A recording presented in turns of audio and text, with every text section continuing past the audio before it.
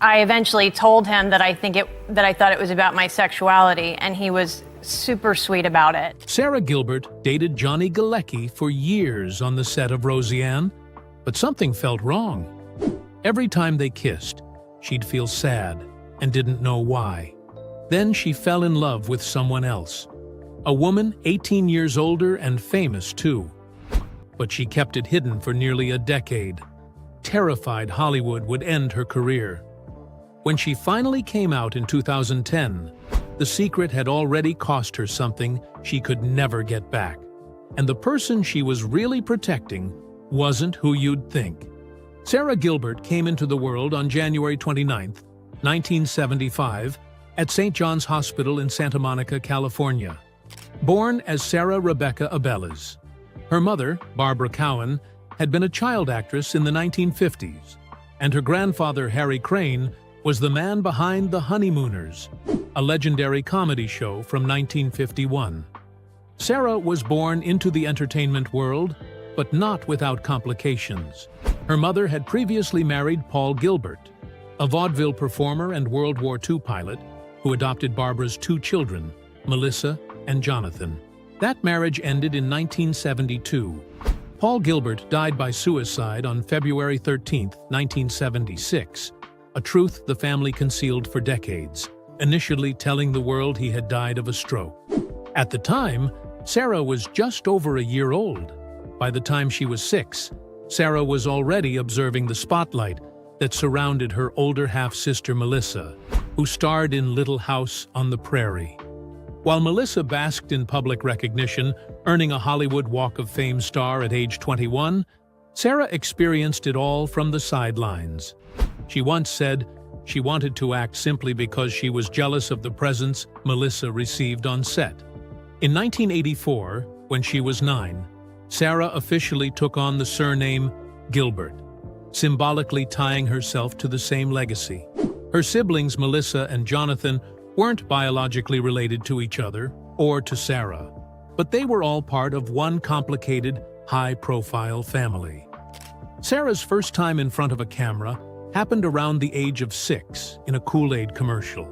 Her acting debut came 3 years later, in a 1984 CBS TV movie called Calamity Jane, where she played a character named Jean. She was still attending regular school, unlike many young actors, thanks to her mother's insistence on keeping things normal. Her mother, Barbara, made sure the industry didn't swallow her up. Even though Barbara had worked in showbiz herself and ran a production company, she enrolled Sara in public school and steered her away from the usual traps. That steady hand made all the difference. In 1988, everything changed. Sara auditioned for Roseanne and landed the role of Darlene Connor, the sarcastic, tomboy middle child who quickly became a fan favorite. She had just failed to get cast in a Facts of Life reboot. But Roseanne felt right. She once said that insulting her sister Melissa growing up had given her all the comedic timing she needed for the role. And it worked. Her performance was so authentic that she earned 2 Emmy nominations during the show's original run. Even after becoming a television star, Sara didn't let go of her education. She enrolled at Yale University in 1993 while still working on Roseanne. From 1993 to 1997, the production adjusted itself around her class schedules, even filming her scenes in New York while she attended classes in Connecticut. She graduated in 1997 with a degree in art and a focus on photography, the same year Roseanne ended its original run. Sara never truly knew Paul Gilbert, but his death remained a quiet, influential presence in her life. Her sister Melissa didn't learn the truth about Paul's suicide until 2009. He had suffered long-term pain from wartime injuries and eventually took his own life at age 57. The story had remained locked away for decades. Barbara, meanwhile, carried a dual identity. She used multiple professional names over the years, Barbara Crane, Barbara Abeles, Barbara Cowan, to keep her family life and professional life separate. Her motivation was always to protect Sara, and it showed. While Melissa's childhood was filled with media pressures, Sara's was steadier, more protected, and deeply grounded. By the time Sara appeared in the ABC weekend special Runaway Ralph in 1988, the same year she landed Roseanne, she was already a young professional. Acting opposite Fred Savage, and based on Beverly Cleary's book, the show prepared her for what was to come. Then Roseanne hit, and everything accelerated. Her role as Darlene spanned from 1988 to 1997 and reshaped the image of a TV teenager. The show wasn't afraid to go deep. In Season 4's Darlene Fades to Black from 1991, the character wrestled with depression. Sara balanced all of it: school, scripts, expectations, and kept growing. Her on-screen relationship with Johnny Galecki's David Healy began in Season 4. It brought out emotional layers in the show, especially when Dan, played by John Goodman, confronted them. The scenes felt real. Fans remember the tension when Dan caught Darlene and David kissing. It wasn't just good acting. It mirrored the kind of father-daughter confrontations happening in homes all over America.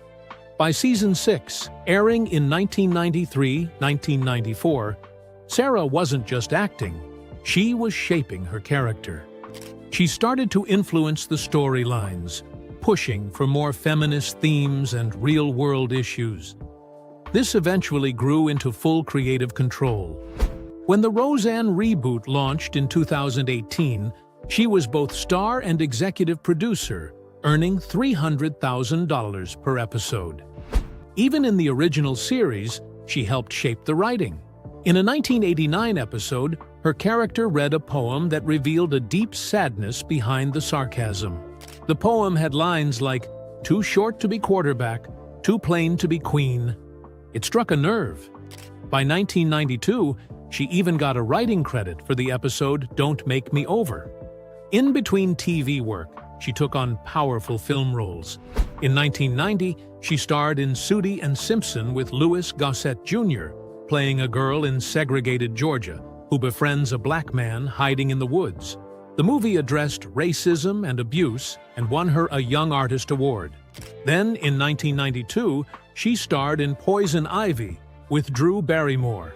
The movie flopped in theaters but became a cult favorite, especially on cable. Gilbert played Sylvie Cooper, a sheltered girl slowly manipulated by Barrymore's dangerous character. The performance earned her an Independent Spirit Award nomination. But it wasn't all smooth sailing. The 1997 Roseanne series finale divided audiences. It revealed that most of Season 9 had been fiction. Dan had died, couples were switched, and the lottery win never happened. It felt like a betrayal to fans. Even Sara later admitted the show should have ended with Season 8. When the reboot came in 2018, they undid the finale. Dan was alive again. The timeline reset, and Sara finally had the power to guide the story from behind the scenes. When Sara Gilbert joined ER in late 2004, she came in as Dr. Jane Figler, a quiet medical student moving through the chaos of County General. She was already well known for playing Darlene on Roseanne, but the writers never gave her much space here. Her character floated in and out of episodes for 3 years, with no real storyline until one controversial twist. At one point, she was written into a strange BDSM dynamic with Dr. Crenshaw, which drew attention only because nothing else about her role ever stood out. Even that didn't go anywhere. Gilbert would disappear for stretches, then reappear without explanation. Between 2004 and 2007, she was in 15 episodes, but never really left a mark. It was like watching Darlene in Scrubs, stuck in the background while the show moved on. Then came The Big Bang Theory.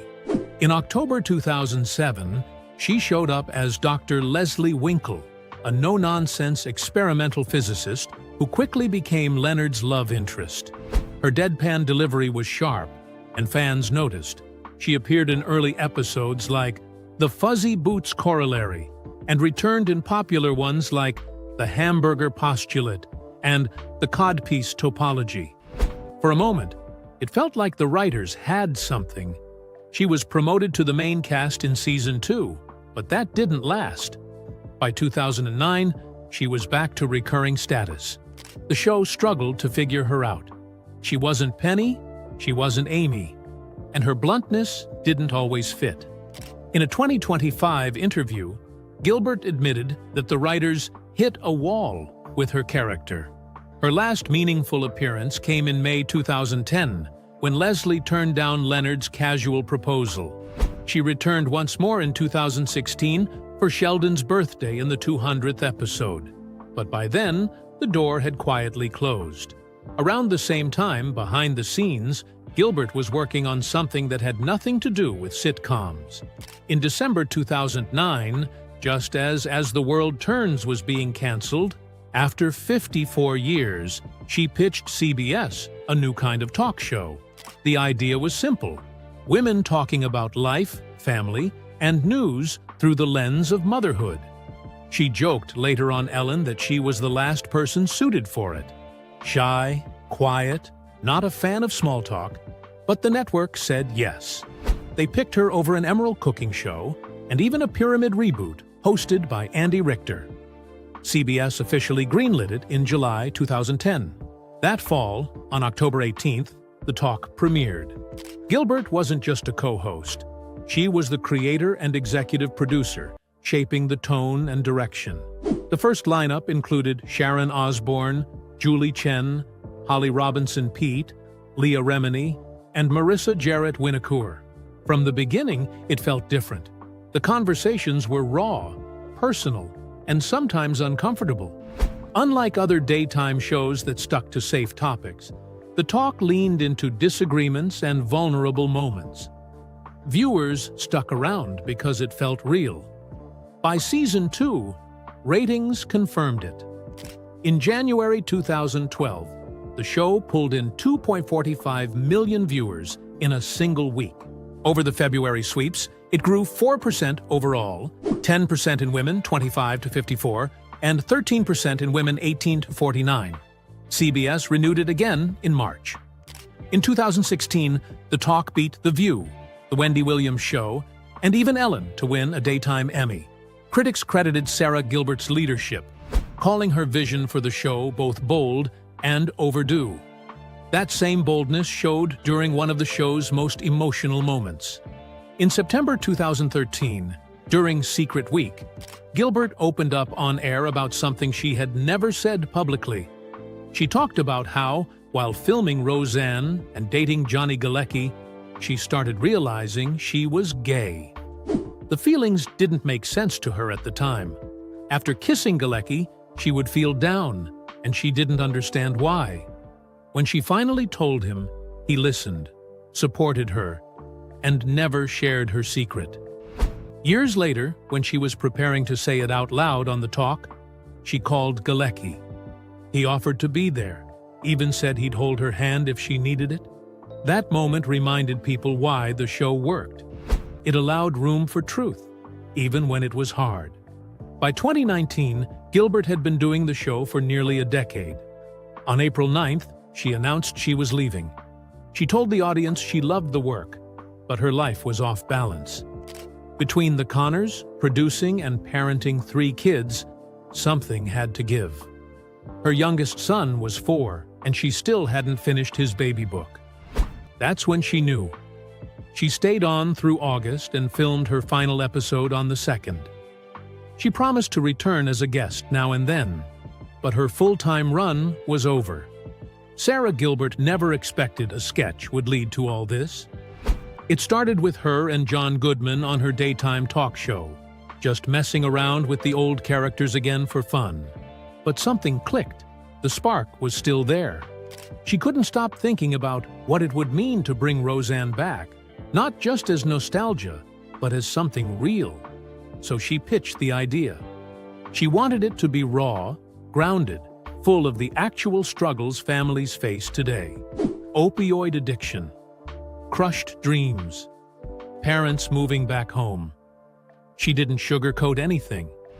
Her character, Darlene, was now a single mother of 2 who had failed to make it in the arts, and ended up right back in her childhood home. Sara pushed for the show to feel honest, to show what happens when life derails your early promise. ABC liked the pitch so much, they ordered 13 episodes before the first new one even aired. Production was set to start again in August 2018. The show was coming back. When the first episode finally aired on March 27, 2018, it was like a bomb went off. 18.2 million people tuned in. Then the next episode aired right after, and even more people watched. 18.6 million. It was the biggest premiere of any show that season, beating out Young Sheldon, which had been the previous record holder. The numbers were so wild that ABC renewed the series just 3 days later. But behind the scenes, things were already cracking. Roseanne Barr was unpredictable. Crew members would text each other in disbelief when she had outbursts on set. She didn't care who was nearby. The producers couldn't agree on much either. Barr had her own ideas. So did Whitney Cummings. Wanda Sykes had strong views too. Getting anything done was a battle. Younger crew members felt constantly on edge.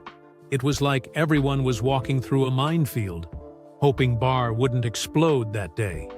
It was working, but barely. Sara Gilbert smiled through all of it. On her talk show, she even cried talking about how many people had watched. She thanked Roseanne in front of millions. She said she was proud of what they were doing. But behind closed doors, she was the one holding it together with her bare hands. She tried to keep the energy positive, tried to keep the younger staff from quitting, tried to keep Barr from blowing everything up, but every week got harder. Barr kept tweeting things she had to delete. Producers worried every time she picked up her phone. Sara knew she was stuck. She was the star. She was the producer. She was the one who fought to bring this back. And now, she was the one trying to stop it from falling apart. Even with ABC ready to keep it going, she had a sinking feeling they were running out of time. At 2:45 in the morning on May 29, 2018, it all ended. Roseanne tweeted something that made everything implode. She wrote, "Muslim Brotherhood and Planet of the Apes had a baby Chuvi Gigi." She was talking about Valerie Jarrett, a black woman who had worked closely with President Obama. The internet exploded. Just a few hours later, ABC pulled the plug. Channing Dungey, the president of ABC, called the tweet abhorrent and canceled the show without hesitation. Disney's CEO said it was the only option. Wanda Sykes quit immediately. Sara didn't even get a heads up. She found out during emergency conference calls that felt like fire drills. Overnight, 200 cast and crew members lost their jobs. One tweet had destroyed the most successful comeback ABC had seen in years. Sara didn't panic. She jumped into action, trying to salvage something, anything. But the show was gone. The real damage came after. That same day, Sara posted on Twitter that Roseanne's comments were disgusting and didn't reflect anyone else on the show. She said she was disappointed. And she meant it. A few days later, she said on The Talk that she supported ABC's decision and felt heartbreak for the crew. But Roseanne didn't forgive her. In an interview the next year, Barr accused Sara of ruining her life. She said, "She will never get enough until she consumes my liver with a fine Chianti." It wasn't just betrayal. It was venom. In 2023, Barr doubled down again, saying Sara stabbed her in the back and used her talk show to act shocked at her racism. Meanwhile, ABC launched The Conners that same year. The spin-off went on without Roseanne. Sara stayed on as executive producer and leading star. Roseanne got nothing. The Conners aired its first episode on October 16, 2018. But something was missing. Roseanne. Just a few months earlier, the revival of the original show had been canceled after Roseanne Barr posted a racist tweet. Sara Gilbert stepped in with a heavy responsibility. She had to carry the entire series forward without its most famous face. In that premiere, over 10.5 million people watched, as the family discovered Roseanne hadn't died of a heart attack, but from an opioid overdose. Painkillers were found all over the house. Turns out, Roseanne had been secretly getting pills from different places to manage pain in her knees because surgery was just too expensive. Sara, along with Bruce Helford and Dave Kaplan, rewrote her character Darlene as a single mother who had to move back home. Roseanne didn't like it. She called it needlessly dark. But ABC didn't back down. They let the new story unfold, giving the Connors a second life on TV. Sara didn't just act, she ran the show. From 2018 to 2025, through all 111 episodes and 7 seasons, she was both star and executive producer. In October 2020, Season 3 began, and it hit close to home. COVID was everywhere, and the show reflected that. The family wore masks. Darlene worked in a factory. Mark took temperatures at the door. These weren't just scripted guesses. The writers, including Sara, used their own pandemic experiences to shape the scenes. Even filming was different. No audience. Constant testing. Masks on set, except when the camera rolled. Sara admitted it felt strange, vulnerable, to take off a mask and act. But they pushed through, telling stories about real struggles. Job losses, eviction notices, isolation. She later said it gave her a sense of purpose during an uncertain time. But not everything went smoothly. During that same season in late 2020, ratings began to drop fast. Political exhaustion was everywhere. Viewers were tired of anything serious. A special live episode aired on February 11, 2020, tied to the New Hampshire primary, and it temporarily brought ratings up to 6.34 million. But it didn't last. People wanted a break from politics. So Sara and the producers changed direction mid-season. They added more humor, focused more on awkward dating moments, and family drama instead of heavy topics. The pivot worked. The Connors stayed ABC's highest-rated comedy and ended up second only to Modern Family for younger viewers, just 275,000 viewers behind. All this came at a cost. Sara was paid well, between $375,000 and $400,000 per episode during the final season, which made her one of the top earners along with John Goodman and Laurie Metcalf. But it wasn't easy money. The weight of keeping the Connor legacy alive without Roseanne was massive. Sara once said the experience got deep in our soul after spending so many years living those characters. Balancing weekly shoots, production stress, and her own family life drained her. In 2025, after filming wrapped, she admitted it didn't feel real that it was over. She and Laurie just kept saying they couldn't believe it. The end came on April 23, 2025. The last episode aired as a 2-part finale. The original show had started in 1988, so it marked exactly 37 years. In one unforgettable moment, the actors broke the fourth wall. They cried real tears. One by one, they said goodnight to each other. Dan Connor, John Goodman, sat alone on the couch. Then he turned to the camera, paused, and quietly said, "Good night." That was his idea. It was the perfect final note for a show that had lived so long. Sara's journey wasn't just about the show. Back in the early 90s, when she was dating Johnny Galecki, something didn't feel right. She later said she'd kiss him, then feel sad and confused. Johnny didn't get it at first, but when Sara told him she thought it was about her sexuality, he stood by her. She was afraid.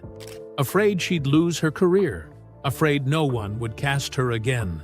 She dated an older woman at the time, someone 18 years older and famous too. But it was all secret. That fear stayed with her for a long time. In July 2010, while promoting her new talk show, The Talk, Sara finally came out publicly.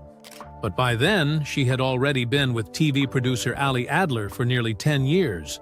They had 2 kids, Levi Hank, born in 2004, and Sawyer Jane, born in 2007.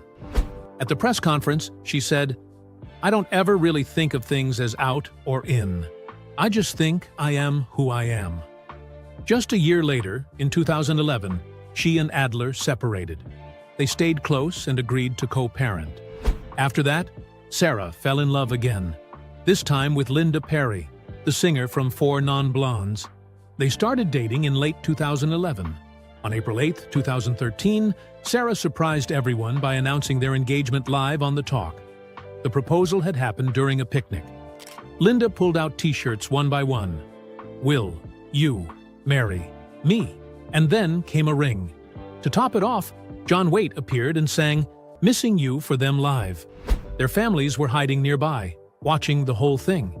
They married on March 30th, 2014, by the ocean in Malibu as the sun went down. Their son, Rhodes Emilio, was born on February 28, 2015. But life got hectic fast. By the 2017-2018 TV season, Sara was working on Roseanne, The Connors, and hosting The Talk all at once. On April 9, 2019, she cried on air and said she had to leave. She couldn't balance it all anymore.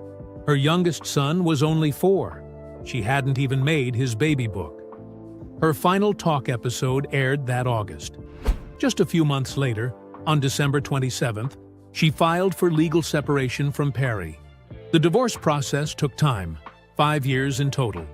But it never got ugly. In December 2024, it became official. Even then, they stayed close. In June 2025, Linda told People magazine, "We're never not going to be a family." Sara agreed. She said, "It's really a beautiful relationship." They still co-parent their son Rhodes, who's 9 now. No one paid spousal support. Linda even joked that Sara has to kick her out of the house because she visits so often. Sara didn't stop working. In May 2019, she launched a production company with Tom Werner called Sara plus Tom. It was a big deal. Tom was the same producer who gave her the original Darlene role when she was just 13. Mandy Summers joined as head of production. Their goal was simple: make shows that make people laugh and cry. Sara had just left The Talk a month earlier to pursue projects exactly like this. She's also open to returning to the Big Bang Theory universe. In 2025, she said she'd love to play Dr. Leslie Winkle again in the spin-off Stuart Fails to Save the Universe. She admitted she didn't leave the original show by choice. She thought the writers didn't know what to do with her character anymore. But she's always ready to work.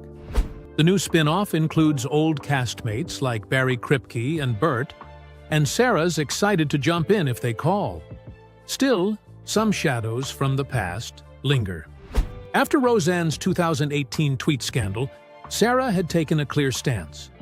On June 3, 2018, she spoke on The Talk, saying it had been a hard week and many people were hurt.